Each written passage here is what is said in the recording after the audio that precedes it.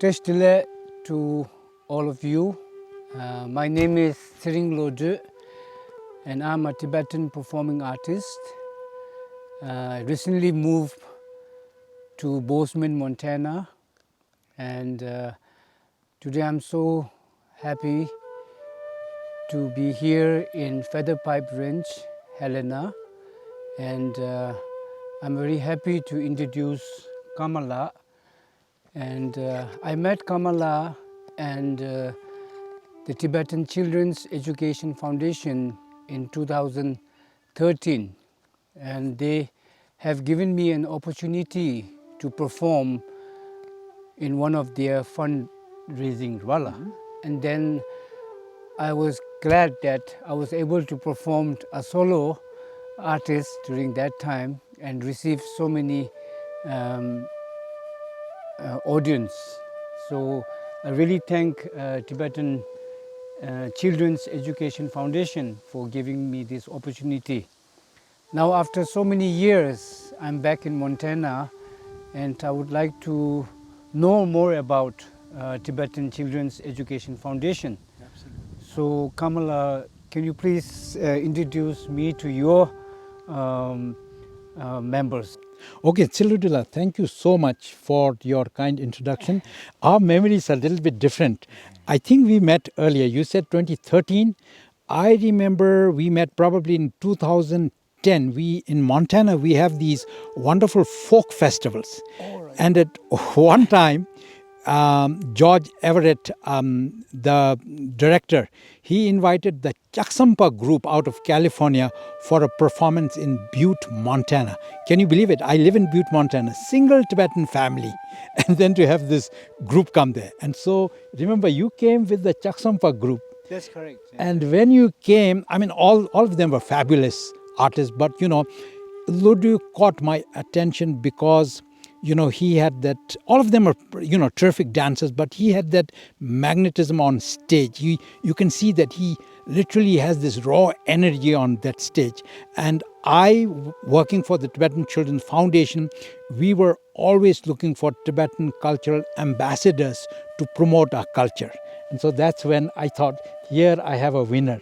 And that's when I contacted you. And then you're right, we did our first single event in Helena, Montana. We had that fantastic concert. Correct. And I've always felt it a privilege to work with someone as talented as yourself. Thank you. And today, sitting with me on this beautiful lawn of the Feathered Pipe here in Montana, taking part in this Tibetan conversation in Montana, I have Vijay Supra. She's been one of the founders. She's been with the foundation from the very beginning. Her sister, India Supra, is my personal mentor, the person who brought me into the non-profit world. And so India is no more. I still regret that we didn't get a recording of her when she was alive.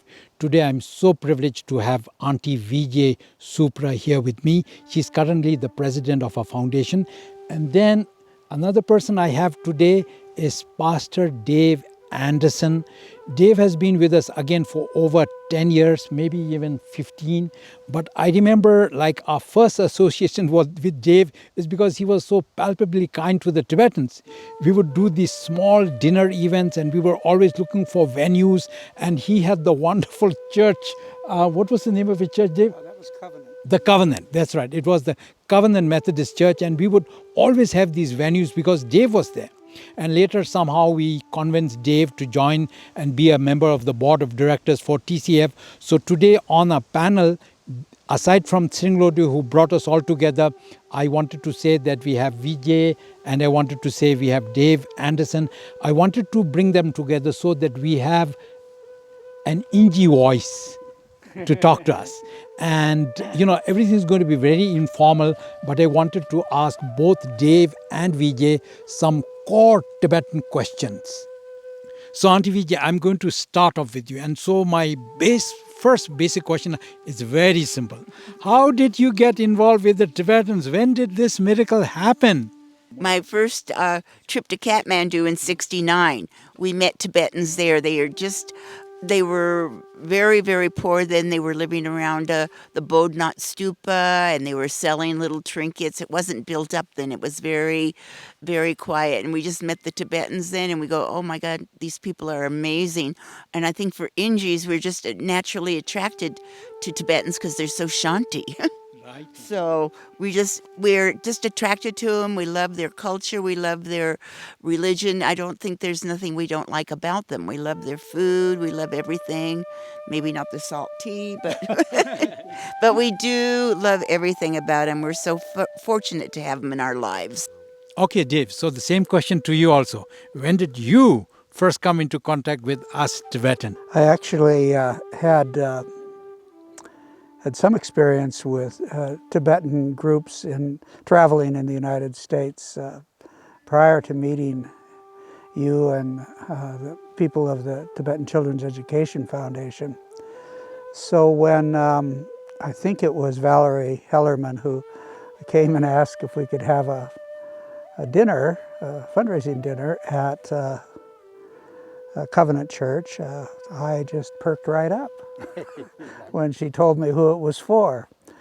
And of course, it only took a few minutes with you and your family, and of course, I knew India and Vijay from prior encounters, and it was just one of those magical evenings that was meant to happen, and we forged a bond and continued to work together for a long time. Okay, so I think Auntie Vijay, you kind of answered the second question, but Dave, let me start with you this time round. Like, so I know you have been helping the Tibetan Children's Foundation over all these years. I guess I'm asking this for people who have never been in touch with Tibetans, who don't know us. So what is a good reason to support the Tibetans? What is a good reason to support the Tibetan cause? I think as a Christian pastor, one of the first things I noticed about Tibetans and Tibetan culture was the similarity between Tibetans in exile, and the experience of many Christians, especially in the early days of Christianity, when people learned to live together with unity and peace, and to present that position to the world in a rather clear way.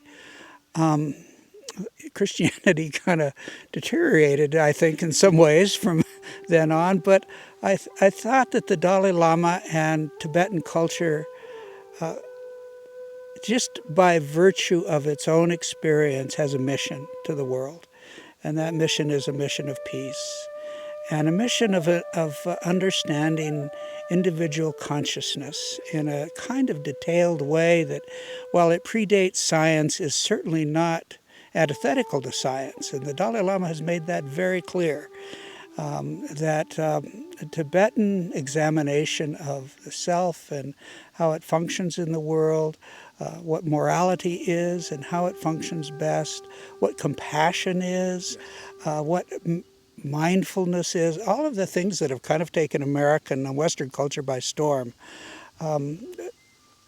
Tibet has 1,000 years of experience with that stuff. It's not new. And I think that's one of the main reasons we need to support the preservation of Tibetan culture, as well as helping Tibetan people in exile continue to thrive. It might sound redundant to us because we are Tibetan activists and, we've been doing this work for a long time. But let's hypothetically imagine that this is being seen by somebody for whom Tibet is a totally new experience. But somehow they feel this empathy for the Tibetans and they want to do something. Dave, what would you say is the one thing that people can most effectively help the Tibetans? My experience in the subcontinent, in India and Nepal and the Tibetan regions of North India, it's really clear to me the one thing that helps, and that's education.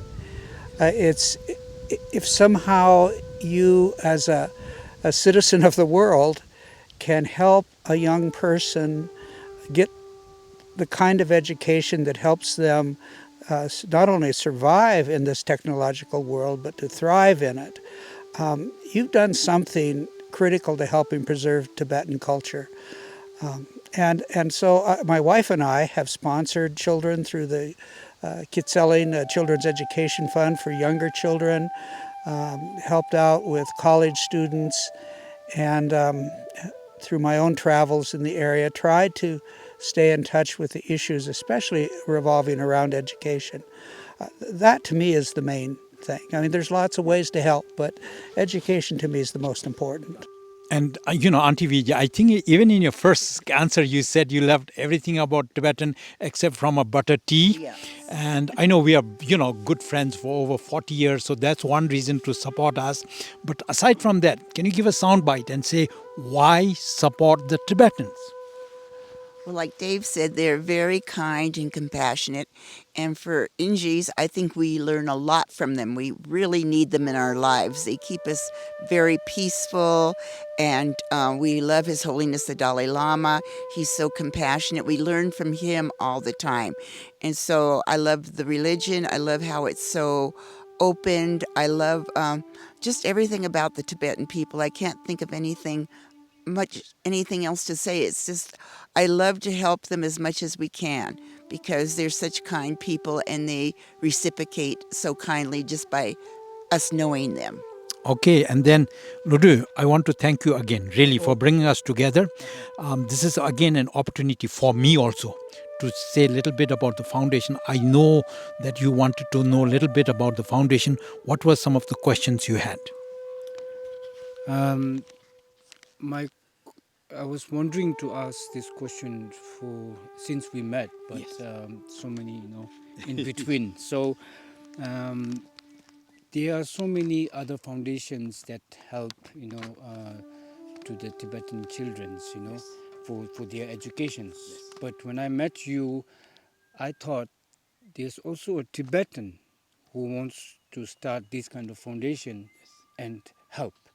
So that was something very not new, but there's very few people who thought like this thing, and then they start working on how to help own people.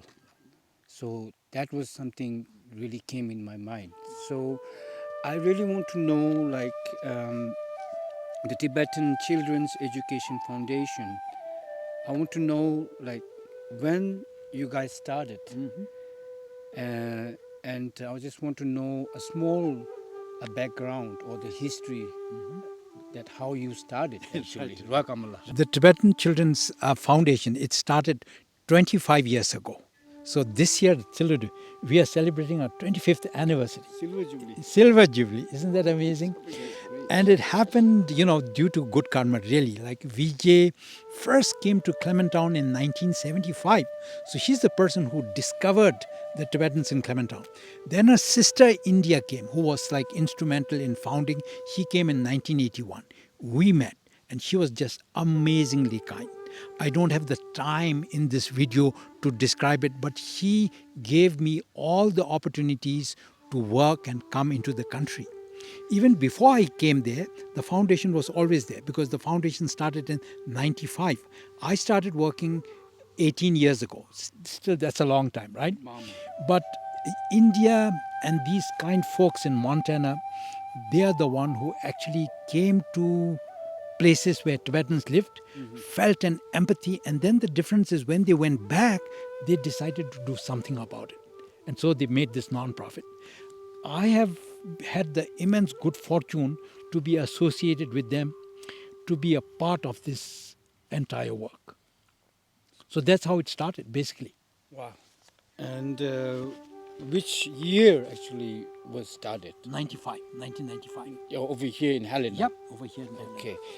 And so thank you, Vijay and David.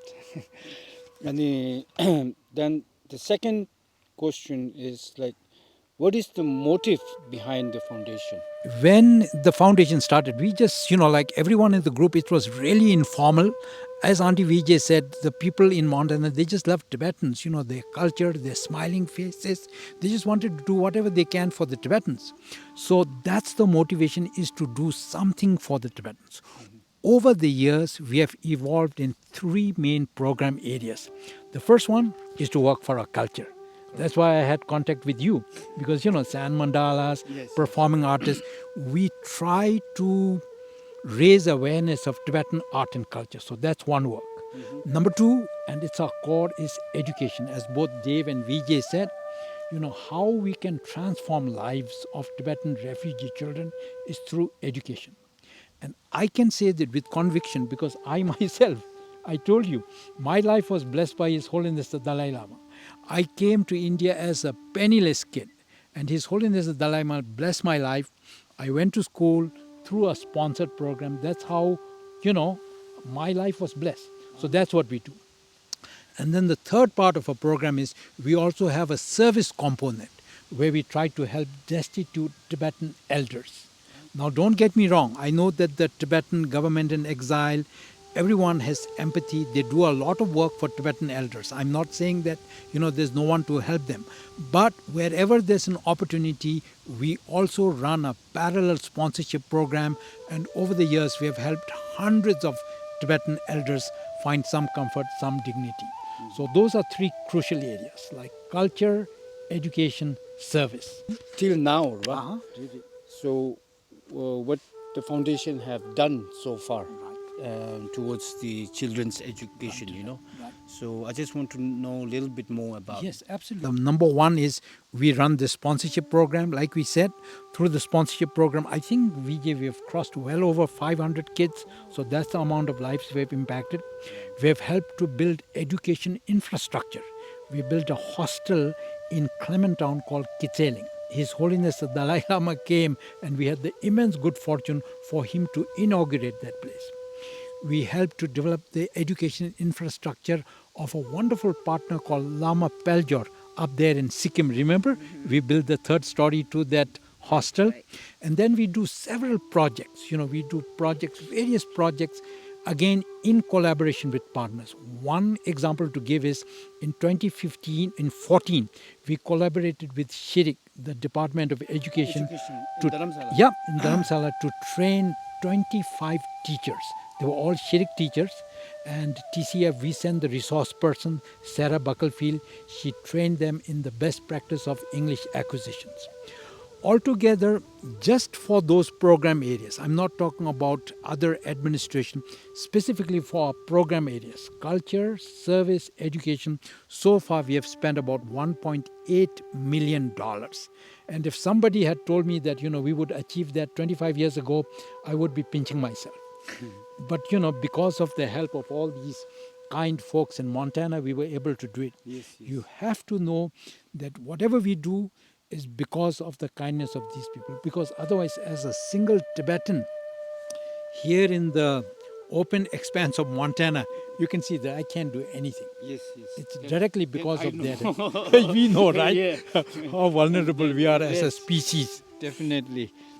So now, near in future, now you have done so many good things, and you have achieved a lot of maybe members or the helpers or supporters. But somehow now this is 2020. So because of this COVID-19, we can't do so much. Right. But not near in future.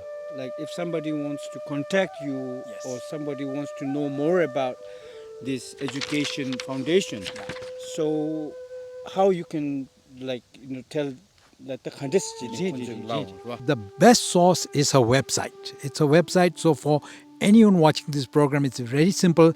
It's tibetchild.org. It's tibetchild.org, and all the information, our programs, what we have achieved so far, our hopes for the future, is all on the web.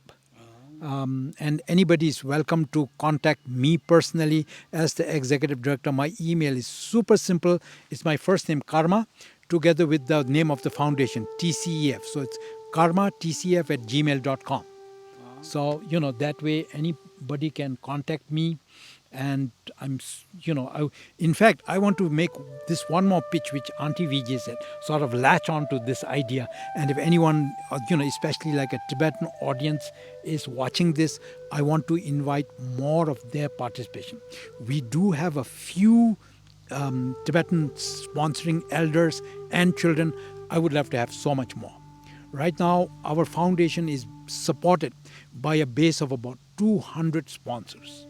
I would love, a whole lot more Tibetans involved in our work. Oh, so, is there any Tibetans who support? Oh, yes. Yeah, there are just a few, unfortunately, not enough. There are few Tibetans who have been supporting our work for many years. In particular, in the Boston area, there is one Acha Tsiddomala Shakya, who has been sponsoring a student. That student graduated, then she sponsored a child in college, and that child is going to graduate nursing school this year. So we have our own inspirational stories also.